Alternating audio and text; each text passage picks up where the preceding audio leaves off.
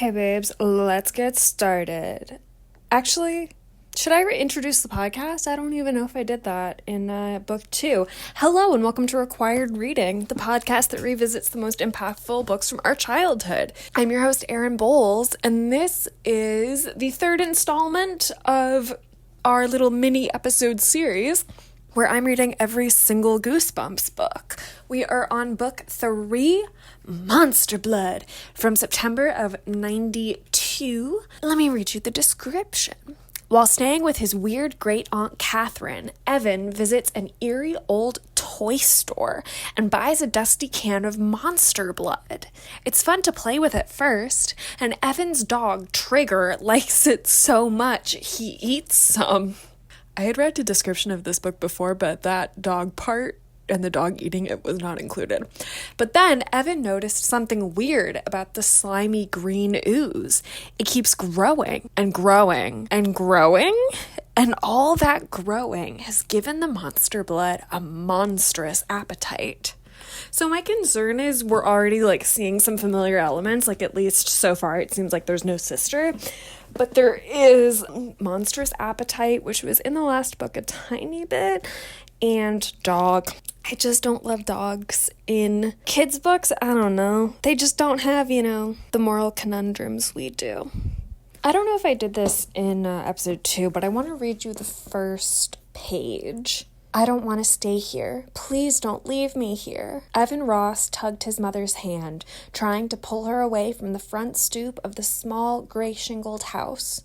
Mrs. Ross turned to him, an impatient frown on her face. Evan, you're 12 years old. Don't act like an infant, she said, freeing her hand from his grasp. I hate when you say that, Evan exclaimed angrily, crossing his arms in front of his chest. Softening her expression, she reached out and ran her hand tenderly through Evan's curly, carrot-colored hair. And I hate when you do that, he cried, backing away from her, nearly stumbling over a broken flagstone in the walk. Don't touch my hair, I hate it. Okay, so you hate me, his mother said with a shrug. She climbed up the 2 steps and knocked on the front door. You still have to stay here till I get back. Why can't I just come with you? Evan demanded, keeping his arms crossed. Just give me one good reason. Your sneaker is untied, his mother replied. That's a fun way to end the first page. Evan is being forced to stay for 2 weeks with his great-aunt Catherine because his dad, I don't think it's said, but he gets transferred to Atlanta, so mom and dad are going to go, I guess, try to find a house, and for some reason Evan cannot be taken with them, which as an only child, right, you're just brought everywhere. That doesn't make sense to me, but fine. Catherine is deaf. She's been deaf forever. She refuses to learn sign language or lip read or anything. Evan is complaining. And at the end of the chapter, again, R.L. Stine, you're so good with the chapter endings. She opens the door. It's our first vision of her. She's holding a big knife that is dripping blood. All right. This is me 5 days later. I'm noticing a pattern in the Goosebumps books where in each one, I think the protagonist is trying to convince themselves that their emotions are incorrect or disproportionate or unwarranted. The first book, it was no, you're not seeing random people in the house. You're just upset. And that's already happening in this book. And it probably happened in the second book. I just don't remember. What was the quote that made me think of it? So his mom is about to leave for 2 weeks or something. I don't know, it's been a while since I've looked at this. He didn't want her to leave. He had such a bad feeling. You're just scared. He scolded himself. I don't know, that's something that I've really loved about acting, is it's really gotten me back in touch with my instincts. And thinking about Charlie and the Chocolate Factory, thinking about Midnight for Charlie Bone, thinking about The Last Unicorn, there is just this pattern of the things that stick with children are the things that are scary, that have real peril, that validate that the world is frightening. And I think fear is inherent, and perhaps there's something really comforting in saying that fear is not wrong, It might not be a monster under your bed, but it's reasonable to think that there is something perhaps less than trustworthy in your house. I don't know, much to consider. I'm like 4% of the way through this book, so. Have I mentioned that I don't like dog stories? And it's not because, like, oh, I can't handle if they get hurt, it's not that. It's not like a bracing for impact. It's that, like, dogs don't have moral complexity. An exception, right, to dogs in narratives, right, is the Donald Sutherland Invasion of the Body Snatchers, where there is a dog with a human face. And by the way, if I'm remembering correctly, dog with human face is like not even, I think it's like, a second. It's, it's in there for about as long as I'm in Mythic Quest, Now that's funny. But it is like my favorite part of the movie. And when they start pointing, I'm like, oh, that's a great part. That's a good movie. That's a really good movie. He meets a very typical tomboy named Andy, because her name is Andrea, and she hates being called Andrea. And they meet, they immediately kick it off. They're calling each other stupid, very classic. And she's like, let's go into town. I need to buy a toy for my cousin. There are 2 toy stores in town, a new one and an old one, but I like the old one. But I don't know if the occasionally mean owner will let you and your dog in. So that's where I'm at. FYI. This one has just not gotten me yet, but I'm like at most 20% in the way through. So, it's early days. Hey babes, it has been almost an entire month since I last cracked open this book. There's also just like so much that happens in these books, like, that don't matter. I can't stand a book that wastes my time. Okay, Evan and Andy are in the store. Okay, I'm gonna say we're gonna start at the end of chapter 6, the final page of chapter 6. Andy, remember, is looking for a present. Remember, I'm reminding myself. Andy is looking for a present for her weird cousin at this old store. He was about to leave when something caught his eye. It was a blue can about the size of a can of soup. He picked it up, surprised by how heavy it was. Bringing it close to his face to examine it in the dim light, he read the faded label, Monster Blood. Below that, in smaller type, it read, Surprising Miracle Substance. Hey, this looks cool, he thought, turning the can around in his hand. He suddenly remembered the $10 his mother had stuffed into his shirt pocket. He turned to see the store owner standing in the doorway, his dark eyes wide with anger. What are you doing back here? He bellowed.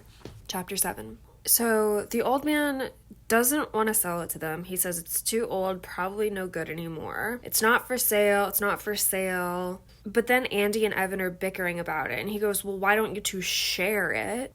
Contradicting. $2, I guess, the man told Evan. But I'm telling you, it's no good. It's too old. Interesting. Okay, I'm going to whisper because if I speak at a normal volume, she's looking at me, my kitten will leave and she won't sit on my chest. And I want her to have a nice day. So they bring the can of Monster Blood back to Aunt Catherine's house. Aunt Catherine wants to look at it. And then they go upstairs to Evan's room. Andy clocks the books that Evan was like not interested in. She says they're magic books, which that makes me angry at Evan. I didn't know they were magic books. Can you hear this cat? ASMR. They open the can. The titular Monster Blood is bright green. It shimmered like jello in the light from the ceiling fixture. I would never have described jello as shimmering, but I don't have a problem with it. It was cold, thicker than jello, heavier. He pushed his finger beneath the surface. When he pulled his finger out, it made a loud sucking noise. And it definitely glowed in the dark. A circular ray of green light seemed to shine from the can. It feels even colder outside the can. When you squeeze it flat, it pops right back. And it bounces. And it flies out the bedroom door. Let's see if it stretches. Yep, it stretches too. It stays cold even after it's been in your hand. This sounds like a not very good advertisement for this Monster Blood. I wish it was red. I understand, monsters allegedly have green blood, but oh no, it stains. is chewing it. He swallowed it. I'm trying a semi-normal volume. Oh my gosh, and immediately she's trying to leave. Well, shit. The mom's house hunt is not going well, so he's going to have to stay for a little bit longer. But he didn't want to upset his mother. He told her he was fine and that he'd made a new friend. So 3 days later, it seems like nothing has happened at all. So Evan goes to see Andy, but before he finds her, he runs into these two twins who they try to bully him. They take Andy's bike. Andy goes home and Evan comes back and Trigger's eyes were bulging. His mouth was wide open, his tongue flailing rapidly from side to side, white spittle running down his chin hair onto the ground. Trigger! This makes me remember the dog in the first book did actually die. He looked fine, but he did die. So, RL, damn. The dog was gasping hoarsely, each breath a desperate, difficult struggle. He's choking, Evan realized. As Evan reached the dog run. I guess that's where the dog is living, the dog run. I've never heard that noun before. Trigger's eyes rolled back and the dog's legs collapsed under him, his stomach still heaving, the air filled with his loud, hideous gasps. I'm 38% of the way through. So before Evan went to check on Trigger, he went and looked. He was like, I don't know what I'm going to do today. So he looked at the monster blood and there was more in the can than previously. And now he got Trigger's collar off and Trigger's fine. He's drinking a lot of water. And because he's drinking a lot of water, I say this. Evan does not say this. Robert does not say this. But since he's drinking a lot of water, it's not rabies. Because rabies makes you hydrophobic, famously.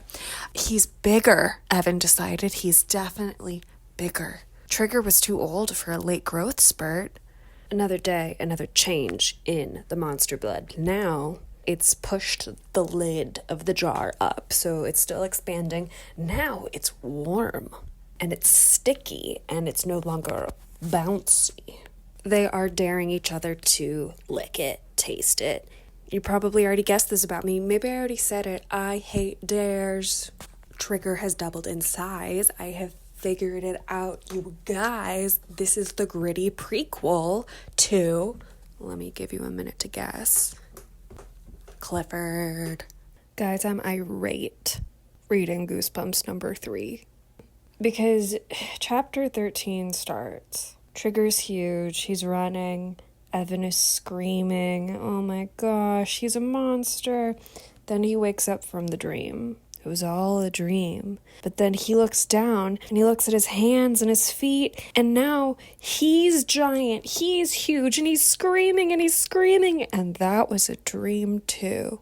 Disgusting. Evan leaves Trigger outside the grocery store. The two twin bullies, did I tell you about the twin bullies? They're twin boys who are bullies, are talking about the dog. Trigger starts growling at them, chases them away, just like Trigger did in Evan's dream. Evan is going to Andy's house. Quote, her dad, she said, was a fanatic about the lawn. Whoa, a fanatic, Dad? With a thing for plants? Sounds just like Goosebumps number 2, the one before this, Dr. Brewer. Remember? With the Dodgers cap? Wouldn't that be fun?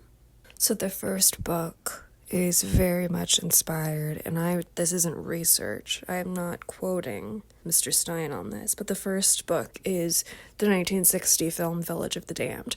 The second book is Invasion of the Body Snatchers, particularly, the Sutherland remake, which is fantastic, great remake. This one is The Blob. What do you think? Ooh, this is a very revealing little line right here. Evan is thinking about telling Aunt Catherine about his problem. Quote, it would feel so good to tell someone, to have an adult take over the problem and handle it. He and Andy have resolved to return the monster blood to the store.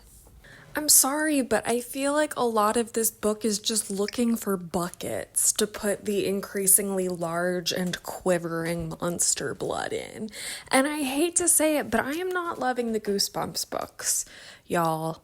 I'm not. I feel like maybe at this time in my life, I'm just more interested, not having read them at all, in the Fear Street books, because I anticipate there just to be like a little more plot, a little more character, a little more transfer from episode. There's lore. There's lore. I was at the used bookstore yesterday, Sideshow Books in Los Angeles.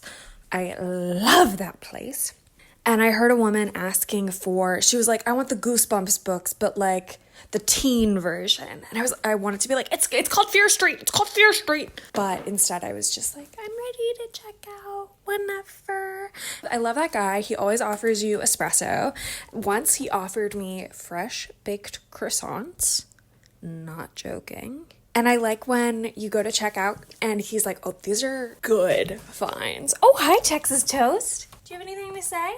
Okay, back to the book. I think I'm also just frustrated with the amount of fake outs and then how disappointing they are. Like, chapter 18, Evan is looking for buckets. The big thing is Evan finds a bathtub. And there's a moment where he's like, oh my gosh, it's a human body. Oh, wait, no, it's just a mannequin. And then the chapter ends with, like, he finds the cat, Sarah Beth. And it's like he didn't even have time to scream out before she jumped on his face. And at this point, you know it's going to be fine in the next page, which is maybe the whole point. I mean, Aaron, isn't that the whole point of horror? Is that you can be scared out of your pants and then leave the theater and it's still bright and beautiful and sunny and you just had a nice afternoon with your dad and now you're going to go home and take a nap. Correction, that was not a fair characterization of the end of the chapter. He falls into the bathtub full of goo. That's what happens. Which is alarming and concerning. I was wrong. He's eating shredded wheat again. Did I mention previously my love of mini wheats? I just want that well established on the record. I love them. I love when you get one with a thick... Okay, saying that in that way just alarmed both of my cats. With a thick layer of sugar on it, and there's like a little crunch. Gorgeous. Gorgeous, gorgeous. Is BMX still cool with kids? One thing I will tell you is that Razor scooters are still very in, at least in my neighborhood. So the toy store is closed, they can't return it, and one thing I will say for these kids is I really respect that they have not been like, let's just flush it down the toilet, let's just like leave it on the curb, put it in bins on trash day. I respect that they seem to have this like sense of almost responsibility about it. Maybe that's because, you know, the dog ate some and is suffering consequences.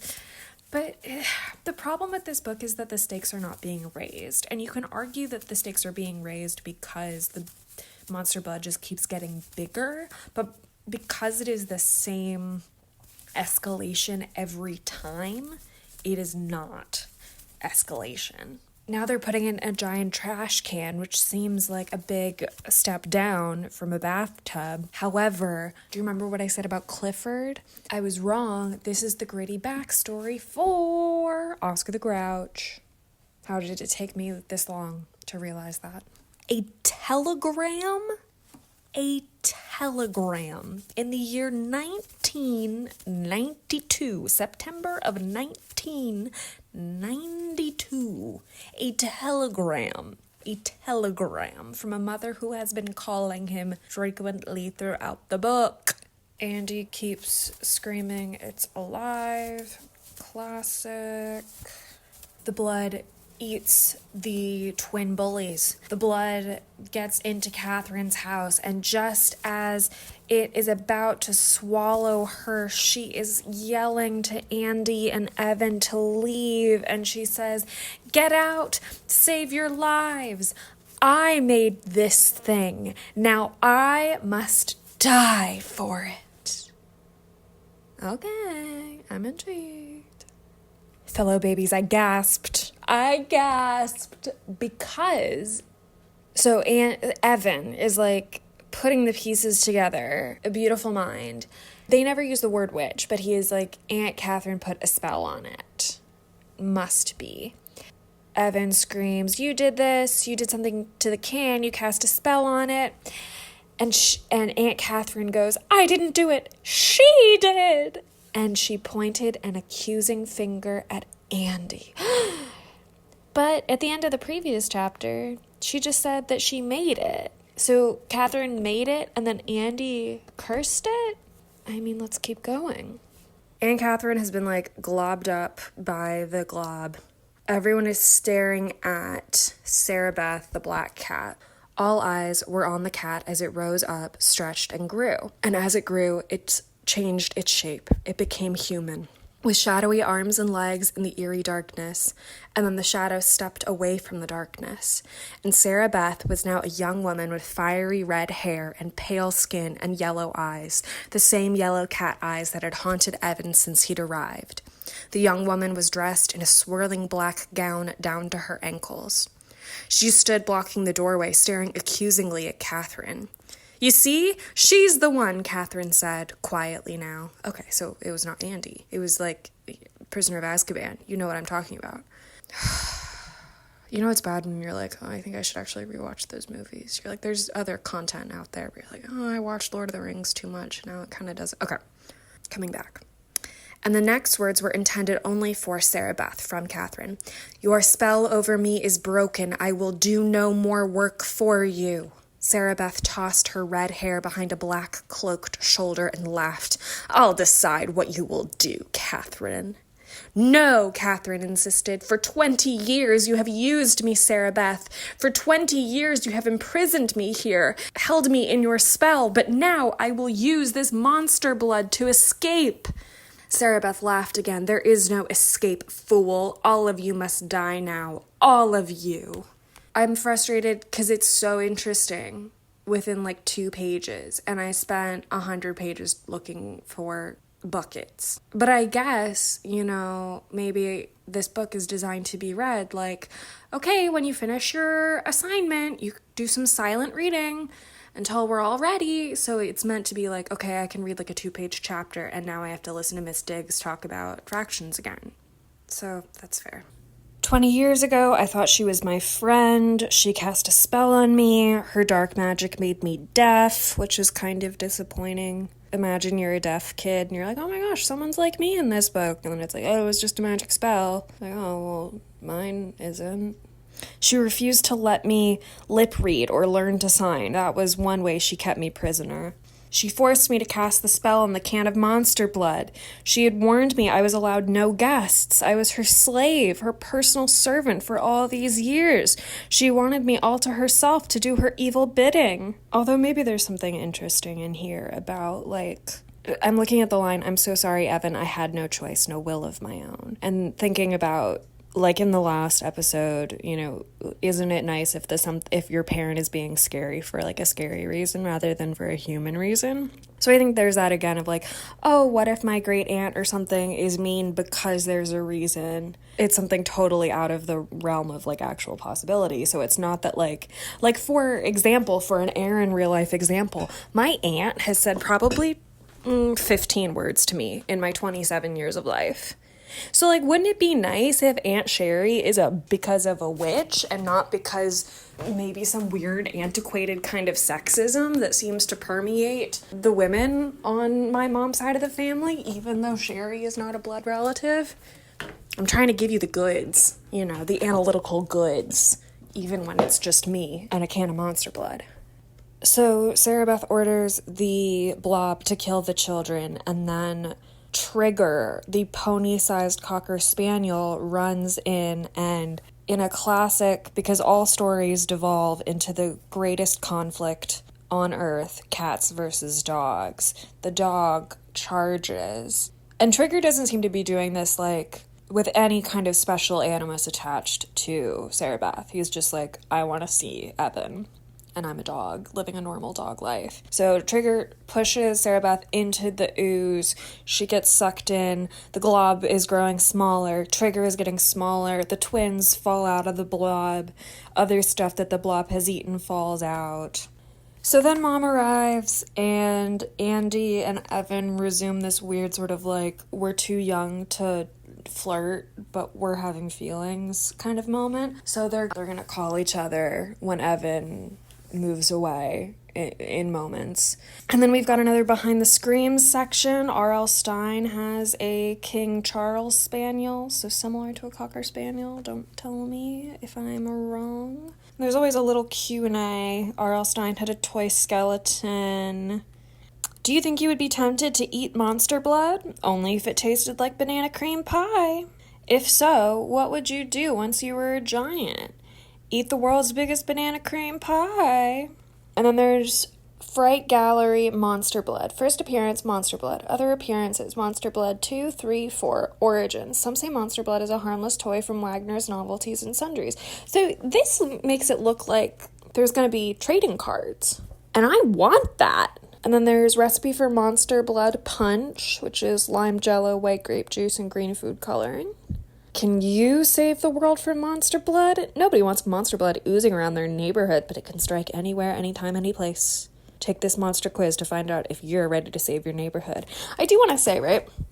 Green ooze, right? I was like, oh my gosh, very radioactive. Like, you know, the very first Goosebumps book was like, there was a weird spill at the factory and now everyone's dead. And then there's book 2 was about Dr. Brewer genetically modifying organisms. So I was getting like a consistent theme, and I was ready for this one to be like radioactive waste. And then it was just like a witch put a spell on a can.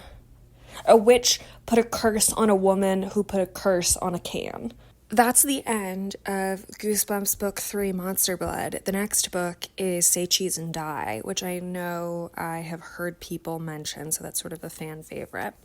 Don't know when that one is coming out. Upcoming books on the docket are Great Gatsby, The Awakening, Captain Underpants, Barbie Swan Princess, Where the Sidewalk Ends. But full disclosure, I am interviewing for an office job, so that could radically change everything about the podcast. You know, I haven't had an office job since 2021.